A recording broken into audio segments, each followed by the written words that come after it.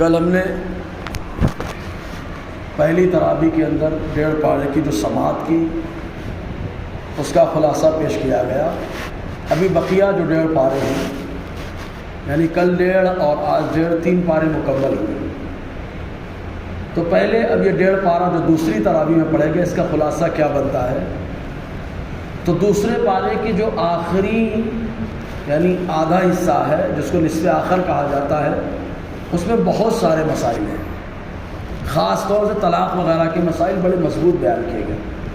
پھر بھی آغاز یہاں سے ہوا کہ اللہ تبارک و تعالیٰ فرماتا ہے سل بنی اسرائیل سے پوچھو کہ ہم نے کتنی نشانیاں عطا کی، یعنی حضور صلی اللہ علیہ وسلم کے کتنے اوصاف عطا کیے، اور اللہ تعالیٰ نے کی قدرت کی کتنی نشانیاں پیش فرمائیں، اور بہت ساری چیزیں رہیں۔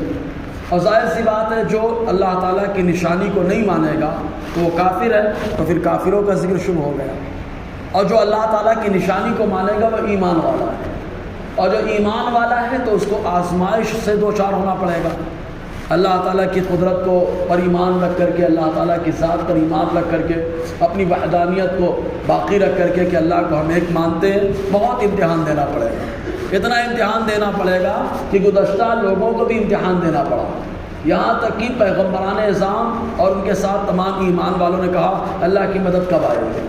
پھر امتحان کا جب ذکر چلنے لگا تو اللہ تبارک و تعالیٰ نے آزمائش میں ذکر فرمایا، کیونکہ جب آدمی ایمان لاتا تو اس زمانے میں جو حضور کا دور تھا اس کو نکال دیا جاتا ادھر سے، تو وہ پریشانی کا سامنا کرتا، اور پریشانی کے موقع پر جب آدمی تھوڑا تھوڑا کر کے کچھ رقم جمع کر لیتا ہے، پھر رقم جمع کرنے کے بعد وہ اللہ تعالیٰ کے بارگاہ میں رسول اللہ صلی اللہ علیہ وسلم کے ذریعے سے سوال کرتا ہے کہ ہم کیا خرچ کریں، تو اللہ تبارک و تعالیٰ پھر امتحان لیتا ہے، آزمائش میں ڈالتا ہے کہ قل العفو، جو بچ جائے خرچ کر دو اللہ کے راستے۔ تو جب آدمی خرچ کر دیتا ہے تو دماغ میں بات آتی ہے کہ کیوں نہ ایسا کچھ کام کیا جائے کہ آمدنی زیادہ ہو جائے اور بیٹھے بیٹھے ہو جائے، تو فوراً اللہ تبارک و تعالیٰ نے جوا کا ذکر فرما دیا اور شراب کا ذکر فرمایا کہ اس کے ذریعے سے آمدنی تو بڑی تیز ہو جاتی ہے، لیکن اس کا جو نفع ہے اس کے نقصان سے کم ہے، نقصان زیادہ ہے۔ پھر جب نشے کا ذکر چلا، جوا کھیلنے کا ذکر چلا، تو اللہ تبارک و تعالیٰ نے پھر کہا کہ نشہ ہی چڑھانا ہے تو رب کے دین کی خدمت کا نشہ ہونا چاہیے، اگر سودا ہی کرنا ہے تو شہادت کا سودا کرے، تو اللہ تبارک و تعالیٰ نے جنگ کا ذکر فرما دیا۔ اور جب آدمی جنگ کرنے جائے گا اس کا نشہ ہے، تو پھر ایک دماغ میں بات آتی ہے کہ جب آدمی کو جنگ کا نشہ چڑھے گا تو کبھی کبھی جنگ کرنے جاتا ہے آدمی تو کسی خاتون کا بھی تو خیال آتا ہے دماغ میں، تو نکاح کا ذکر فرمایا اللہ تعالیٰ نے، اور جب نکاح کا ذکر فرمایا تو کبھی کبھی غیر مسلم خاتون پسند آ جاتی ہے، یا غیر مسلم آدمی عورت کو پسند آ جاتا ہے، تو اللہ تبارک و تعالیٰ نے وہ فرمایا کہ مومن بندہ یہ کافر سے اچھا ہے، اور مومن خاتون یہ کافر خاتون سے اچھی ہے، اگرچہ تم کو وہ کافرہ اچھی لگے، لیکن یہ بہتر ہے کیونکہ یہ اللہ تعالیٰ کی وحدانیت کو مانتے ہیں۔ تو کبھی کبھی آدمی شادی کر لیتا ہے تو پھر معاملہ درپیش ہوتا ہے کہ یار کمپرومائز نہیں ہوا، اتحاد نہیں ہوا، مزاج نہیں ملا، اختلاف ہونے لگا، تو جب اختلاف ہونے لگا دماغ میں بات آئی یار کیسے چھٹکارا حاصل کرے، تو فوراً اللہ تعالیٰ نے طلاق کا ذکر فرما دیا۔ پھر طلاق کے بھی اللہ تبارک نے مسائل ذکر فرمائے کہ طلاق رجعی کیا ہے، پھر یہ سارے مسائل، پھر اس کے بعد طلاق جب دے دیا تو عدت کا خرچہ کیا ہے، عدت کیا ہے، تو عدت کا ذکر اللہ تعالیٰ نے فرمایا کہ طلاق شدہ عورت کی عدت جو ہے 3 قروء ہے، 3 قروء یعنی 3 حیض ہے۔ عورت کو جو پیریڈ آتا ہے وہ 3 پیریڈ ہے، 3 حیض، 3 MC ہے۔ اگر حیض نہیں آتا، سن ایاس کو عورت پہنچ گئی، 55 کے اوپر پہنچ گئی، 60 کے اوپر پہنچ گئی، حیض کا خون آنا بند ہو گیا، تو وہ 3 مہینہ ہے۔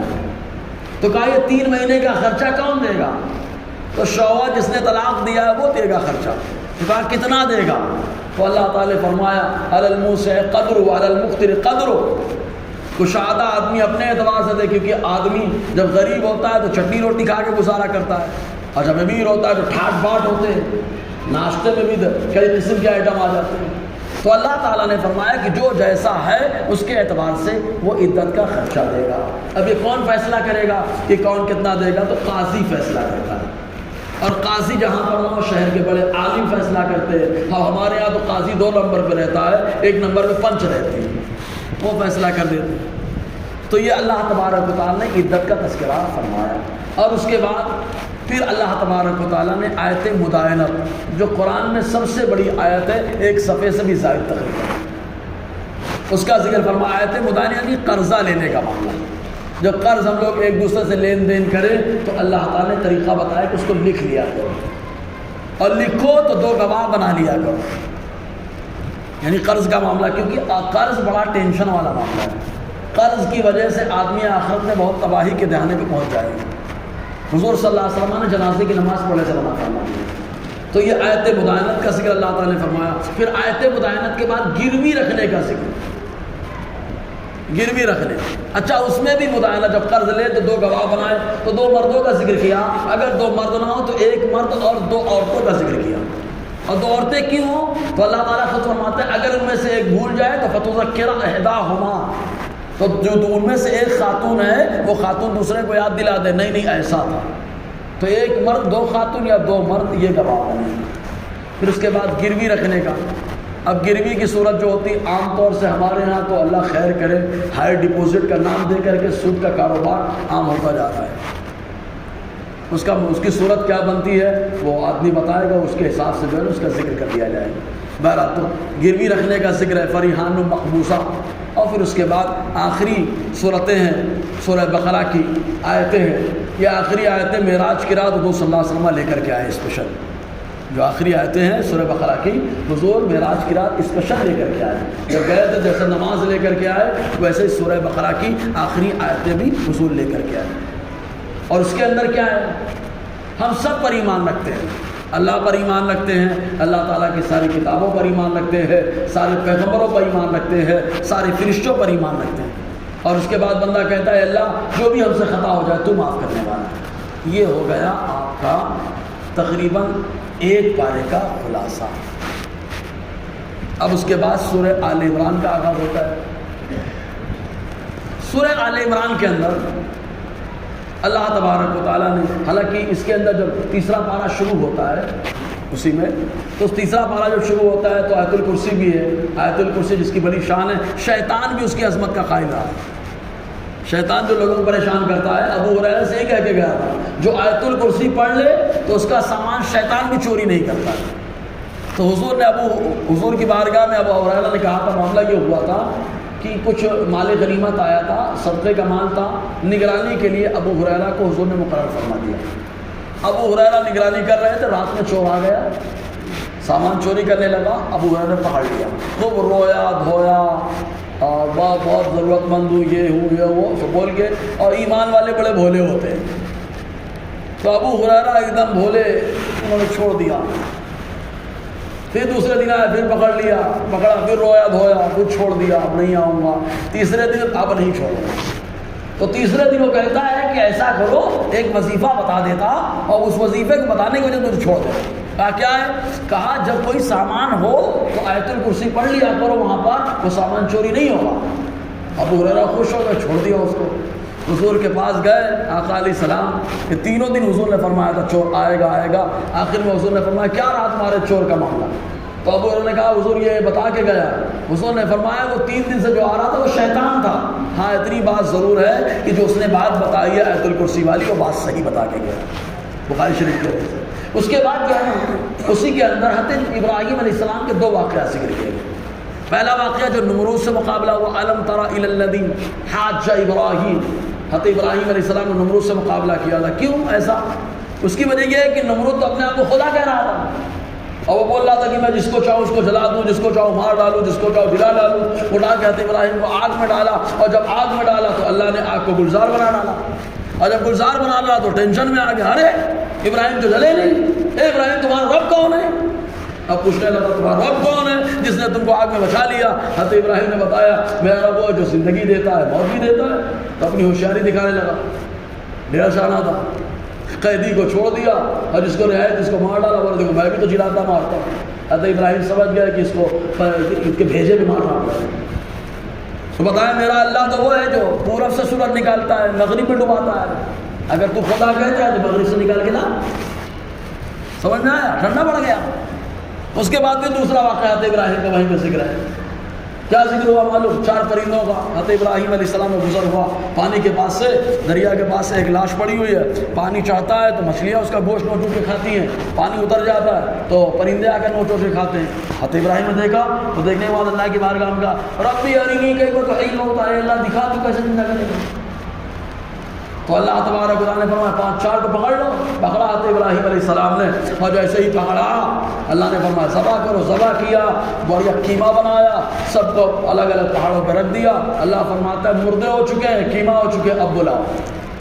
حضرت ابراہیم نے بلائے، آتینہ کا سایہ، وہ گوشت دوڑتے ہوئے آئے، پہلے ہڈیاں ملی، پھر گوشت چڑھے، پھر کھال چڑھ گئی، پھر پر چڑھ گئے، اور اللہ تعالیٰ نے ان کو دوبارہ زندگی عطا ہے نا۔ اس کے بعد دوسرے پارے کے آخر میں طالوت کا بھی ذکر ہے، تو جو جالوت سے جو مقابلہ کرنے گئے تھے داؤد علیہ السلام کے ساتھ، تو آزمائش ہوئی، 313 تھے جو کامیاب ہوئے، اور جالوت کو ایک دم قوم جبارین میں سے تھا، اس کو پھوڑ پھاڑا۔ حضرت داؤد علیہ السلام کی عمر کم تھی، دبلے پتلے، گلیل سے مارا، گلیل اس کو منجنیق بھی کہا جاتا ہے، مارا سب پھٹا، اس کا بھی ذکر ملتا ہے۔ بہرحال سورہ آل عمران تک یہ مکمل ہوا۔ اب سورہ آل عمران کیا ہے؟ آخری آدھا پارہ، تیسرے پارے میں آل عمران، آل مانے ہوتا ہے اولاد یا ماننے والے، عمران حضرت عیسیٰ علیہ السلام کے نانا کا نام، یعنی عمران کی اولاد کا ذکر ہے۔ تو سورہ آل عمران میں اسپیشل حضرت عیسیٰ اور حضرت مریم کا ذکر ہے۔ کچھ رافضی لوگ ہیں جو شرارت کر رہے ہیں، عمران جو ہے نا فٹ کر رہے ہیں کہ ابو طالب کا نام ہے، زبردستی کرنا ہے تو جس کو جو چاہو وہ کر لو بھائی، ابو جہل کو ابو لہب بنا دو، ابو لہب کو ابو جہل بنا دو، یہ زبردستی اس کو کہا جاتا ہے۔ تو اس کے اندر کیا ہے؟ مریم رضی اللہ تعالی عنہا کا ذکر ہے، چونکہ آپ کی ولادت بھی جو ہے اللہ کی قدرت کی نشانی ہے، حضرت یحییٰ کا ذکر ہے، وہ بھی اللہ تعالیٰ کی قدرت کی نشانی ہے، حضرت عیسیٰ علیہ السلام کی ولادت بھی اللہ کی قدرت کی نشانی ہے۔ معاملہ کیا؟ پہلے تو حضرت مریم کی والدہ حنا، انہوں نے دیکھا بچہ بھی کچھ ولادت نہیں ہوئی کسی بچے کی، انہوں نے دیکھا 2 پرندے آپس میں اپنے بچوں کو چونچ سے دانہ کھلا رہے ہیں، تو دل میں خواہش پیدا ہوئی اگر میرے گھر میں بھی کوئی بچہ ہوتا تو میں بھی کھلاتی، بس منت مان لیے اللہ اگر تم نے بچہ دے دیا تو بچہ مسجد اقصیٰ کی خدمت کے لیے وقف ہوگا، اور منت مانی، منت ماننے کے بعد اپنے شوہر کو بتا دیا حضرت عمران کو، کہا یہ کیا غضب کا ڈال، اگر لڑکی ہوئی تو کیا کرو گے؟ یہ بات تو ٹینشن ہے۔ بہرحال حضرت عمران 27,000 وہاں پر وہ لوگ تھے جو تورات لکھتے تھے، اور 70,000 مسجد اقصیٰ کے خادم تھے، ان سب کی امامت حضرت عیسیٰ علیہ السلام کے نانا حضرت مریم کے والد حضرت عمران کیا کرتے تھے، اور ان کو دین کے معاملات میں جو دین سکھانا ہے یہ حضرت زکریا علیہ السلام کا کام ہے، اور حضرت زکریا اور حضرت عمران یہ آپس میں ساڑو بھائی، ہم زلف۔ بہرحال تو حضرت عمران پردہ فرما کے اس کے بعد مریم کی ولادت ہوئی، ولادت ہوئی تو دینا ہے، منت تو مانی ہے، کپڑے میں لپیٹ کر کے حضرت حنا پہنچی، میں یکفلھا، کون اس کی پرورش کرے گا؟ تو سب بولنے لگے میں۔ تو حضرت زکریا نے کہا میں پرورش کروں گا، تو سب نے کہا نہیں ہم کریں گے، کیونکہ ہمارے امام کی بیٹی ہے، ہم پرورش کریں گے۔ حضرت زکریا نے کہا میں خالو ہوں، میں زیادہ حقدار ہوں، کہا ایسا نہیں چلے گا۔ دریائے اردن میں پانی بہ رہا تھا، کہا اس کے اندر قلم ڈالو، جس کا قلم ٹھہر گیا وہ پرورش کرے گا، جس کا قلم بہہ گیا وہ پرورش نہیں کرے گا۔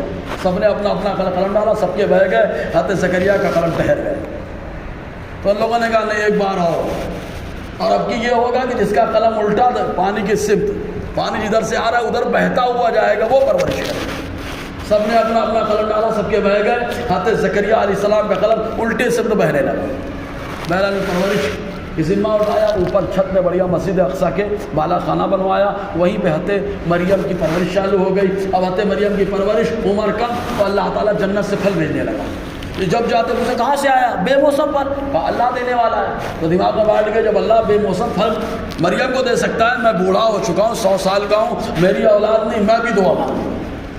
تو حضرت زکریا نے دعا مانگی، اللہ نے قبول فرما لی، اور جب قبول فرمائی تو کیا پوچھا، اے اللہ کیا جوانی لوٹے گی میری اور میری اہلیہ کی اسی حالت میں؟ اللہ تعالیٰ فرماتا ہے اسی حالت میں. تو یحییٰ علیہ السلام کی ولادت کی خوشخبری اللہ نے سنائی اور کچھ اوصاف بتائے. پھر اس کے بعد حضرت عیسیٰ علیہ السلام کے بارے میں اللہ تعالیٰ نے بتایا عیسیٰ علیہ السلام آئیں گے. اب عیسیٰ علیہ السلام میں کچھ اوصاف, کچھ معجزات, جیسے مٹی کا پرندہ بنا کے دم کر دینا تو مٹی کا پرندہ اڑنے لگتا تھا. حضرت عیسیٰ علیہ السلام 4 مردوں کو زندہ کیے, سفید داغ والوں کو اچھا کر دیتے. کو گھر میں کس نے کیا کھانا کھایا, حضرت عیسیٰ علیہ السلام بیٹھے بیٹھے دیکھ لیتے تھے کیا کھا رہا ہے, بتا دیتے تھے کس نے کیا رکھا ہے سب. اب آخری آیت جو پڑھی گئی تھی, اور وہ آخری آیت کیا تھی معلوم؟ ان الذین کفروا وماتوا وهم کفار.